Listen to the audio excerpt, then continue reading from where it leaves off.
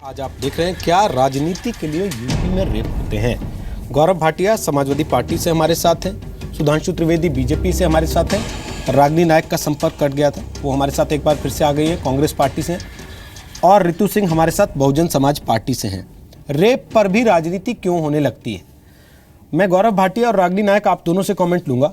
इससे पहले रागिनी आपसे शुरू करूँ, एक आंकड़ा ज़रूर बता देता हूँ, और ये report of the controller and auditor general of India on state finances for the year ended 31 March 2015 government of Uttar Pradesh यानी कि सीएजी की रिपोर्ट है।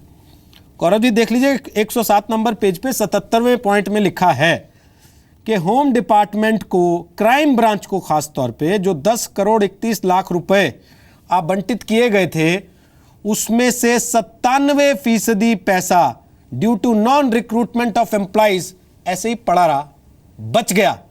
तो रागिनी नायक, कहां से 100 नंबर पे कोई फोन उठाएगा, कहां से पुलिस आएगी, कहां से किसी अपराधी को पकड़ेगी, और कहां किसी रेप करने वाले को, छेड़खानी करने वाले को, मारपीट करने वाले को, चोरी डकैती करने वाले को डर लगेगा?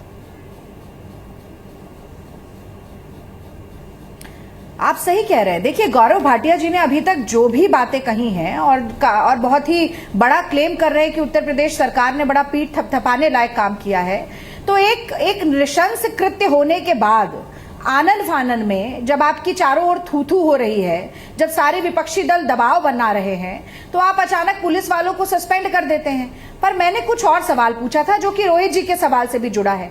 प्रिवेंटिव मेजर्स क्या हैं? आप मुरथल रेप की बात कर रहे हैं, मैं तो कहती हूँ मुरथल का रेप भी खराब है, बहुत बुरा है। रोहतक में जो दोबारा बलात्कार हुआ उन्हीं पीड़िताओं के साथ, बहुत खराब है। लेकिन आपने क्या सीख ली? आपने हाईवे पेट्रोलिंग के लिए क्या किया? क्यों कोई प्रिवेंटिव मेजर जेंडर सेंसिटाइजेशन के लिए उत्तर प्रदेश में नहीं है? क्यों कोई ठीक से सुचारू रूप से काम करने वाले जेंडर रिसोर्स सेंटर्स नहीं है? क्यों कोई विमेन हेल्पलाइन ऐसी नहीं है जो एक बार में फोन उठा ले? अगर इस तरीके के प्रिवेंटिव मेजर्स होंगे तो आगे के लिए मुझे लगता है ये बहुत सही रहेंगे। और आजम खान जी की भैंस तो 2 दिन में पकड़ी जाती है, लेकिन ये मैं नहीं कह रही हूं, पीड़ित परिवार कह रहा है कि 24 घंटे में सारे आरोपियों को पकड़ने की बात उन्होंने कही थी, लेकिन मुख्य आरोपी अभी भी फरार है। और आज ही इंटरव्यू में कहा कि अगर अब 24 घंटे में सारे आरोपी नहीं पकड़े जाएंगे तो वो खुदकुशी कर लेंगे। और इसमें आपकी क्या टिप्पणी रहेगी? आप क्या करना चाहते हैं? आजम खान जी के बयान के ऊपर यदि आप शुरुआत में ही माफी मांगते और कहते कि हमारी गलती है, हम इसे सुधारना चाहते हैं, तो आपके दावों पर लोगों को जरूर विश्वास होता। लेकिन अभी आपकी दलीलें केवल खोखली ही सुनाई दे रही हैं। बोलिए गौरव जी। नए एसएसपी जो आए बुलंदशहर के, उनका बयान आया एनआईटी रोहित जी, और वो कह रहे हैं yes we will make the helpline number 100 functional. पूछेंगे और समय नहीं देंगे सर, समय पूरा, जवाब नहीं मिल पाएगा। गौरव जी समय पूरा है आपके पास। रोहित जी, मैंने सुधांशु जी की भी बातें नोट करी हैं, उसका भी मैं जवाब देना चाहता हूँ, रागिनी जी की भी बात जवाब दीजिए, ये सुनते हुए कि आपके नए एसएसपी कह रहे हैं 100 नंबर को फंक्शनल एक अच्छी चर्चा के लिए जरूरी है। मैं सुन लीजिए, पहले मेरी बात सुन लीजिए। सुधांशु जी ने भी कुछ प्रश्न किए हैं और रागिनी जी ने, मुझे उत्तर दे लेने दीजिए। मैं यहीं आपके कार्यक्रम में हूं, कहीं जा नहीं रहा हूं अभी। आप भी अपने प्रश्न पूछिएगा, थोड़ा सा संयम रखिए। रागिनी जी ने कहा कि प्रिवेंटिव मेजर्स क्या लिए गए हैं, उन्होंने शायद पढ़ा नहीं, लेकिन मैं उनको जानकारी जरूर दूंगा।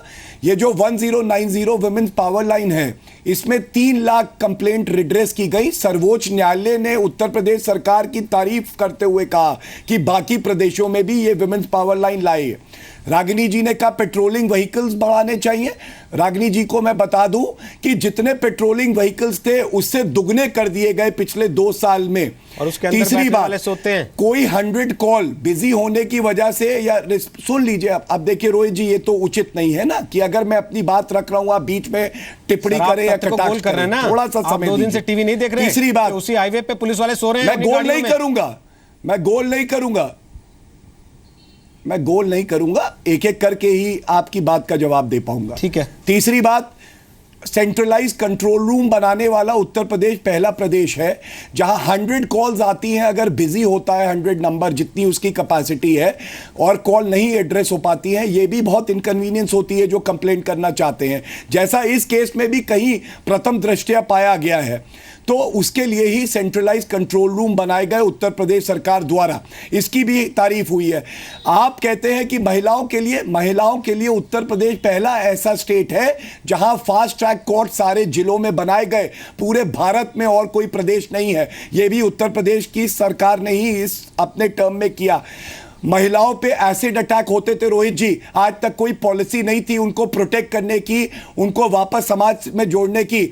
ये श्री अखिलेश यादव जी की ही सरकार थी। आप चेक करिएगा कि उत्तर प्रदेश सरकार ने उनको सपोर्ट किया, हर तरीके से जो भी उनके साथ हुआ है उसको दर्द को बांटा और उनको वापस समाज में सम्मान दिलाने का कार्य किया। और ऐसी कई और योजनाएं हैं जो मैं आपको गिनवा सकता हूं।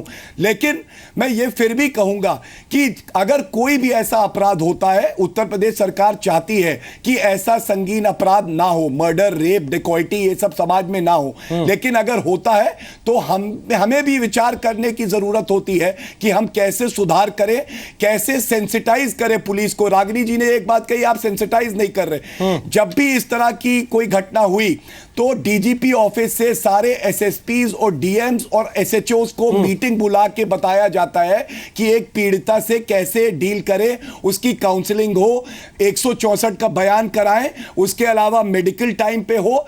ये सारी चीजें निर्देश दी जाती हैं। और पुलिस फोर्स उत्तर प्रदेश की हो चाहे किसी प्रदेश की हो, सारे पुलिसकर्मी खराब नहीं है। वकील हैं आप, अच्छे सारे पुलिसकर्मी खराब नहीं है रोहित जी। सर आप अच्छे से बातों में लपेट सकते हैं, कानूनी प्रक्रिया में क्या क्या होता है वो सब बताने लग जाइए। प्रोसीजर कोड क्या होता है। बिल्कुल बात, मेरी बात सुन लीजिए सर, जिस समय आप ये सब बता रहे थे, बिल्कुल ऐसी बात नहीं सर, जिस समय आप ये सब बता रहे थे उससे आधे घंटे पहले बरेली में एक टीचर के साथ रेप करके 3 आरोपी गैंग रेप के बाद फरार हैं।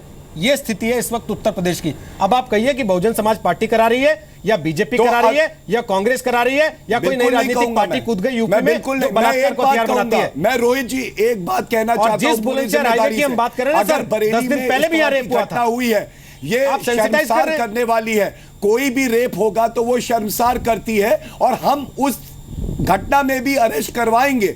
आपने मुझे अभी जानकारी दी है, इस कार्यक्रम के खत्म होने के बाद सबसे पहला कार्य यही होगा कि हम बात करेंगे और सुनिश्चित करेंगे कि जिसने भी ऐसी घटना को अंजाम दिया है उसको अरेस्ट किया जाए और फिर से इंसाफ मिले पीड़िता को। यही मैं कहना चाहूंगा। मैं कोई बसपा और भाजपा की बात नहीं कर रहा हूं। आपके कार्यक्रम खत्म होने के बाद मुझे जानकारी मिले तो मैं भी उसको परस्यू करना चाहूंगा। ठीक है सुधांशु त्रिवेदी जी, श्री अखिलेश यादव ने क्या क्या काम किए उन्होंने बता दिया, ये किया, ये किया, ये किया, ऐसा किया, वैसा किया।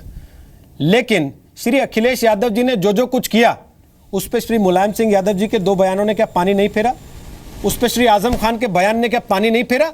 और पार्टी के इतने बड़े बड़े नेताओं और मंत्रियों के ये बयान सुनने के बाद क्या किसी को यह भरोसा होगा कि ये सरकार वाकई सेंसिटाइज करना चाहती है? रोहित जी ऐसा क्यों है अगुआ कि सुधांशु जी से नहीं पूछते जो सवाल आपको एक पत्रकार होने के नाते पूछना चाहिए? हाँ, गौरव जी, राजनेताओं को राजनीति सिखाइए, पत्रकारों को पत्रकारिता। कहा कि ये किसी भी नेता का सबसे लेम डक एक्सक्यूज होता है गौरव भाटिया, सॉरी टू से, लेकिन कोई भी नेता जब हार जाता है ना सर, उसको लगता है कि अब मेरे पास कोई तर्क नहीं है, तो वो ये कहने लगता है कि आप तो पत्रकार नहीं है, आप तो प्रवक्ता हैं। बिल्कुल रोहित जी नहीं सर, आप बिल्कुल, मैं कह रहा हूं, मैं इस देश की हर उस औरत, हर उस मां बहन बेटी की तरफ से बोल रहा हूं। आप बोलिए मैं किस पार्टी का प्रवक्ता हूं और मिट्टी पलीत कीजिए अपनी। मैं तो किसी पार्टी सर, मैं कह रहा हूं कि हर औरत, हर मां बहन बेटी की तरफ से मैं बोल रहा हूं इस देश की। अब बोलिए मैं किस पार्टी का प्रवक्ता हूं।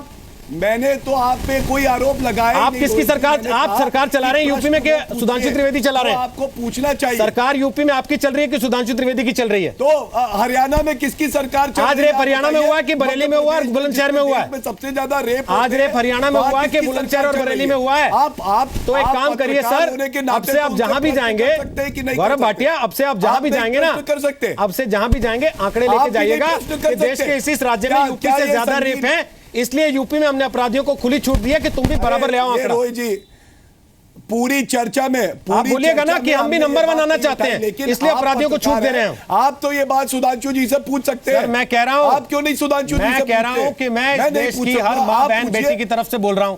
अब आप मुझे बताइए मैं किस पार्टी का प्रवक्ता हूं?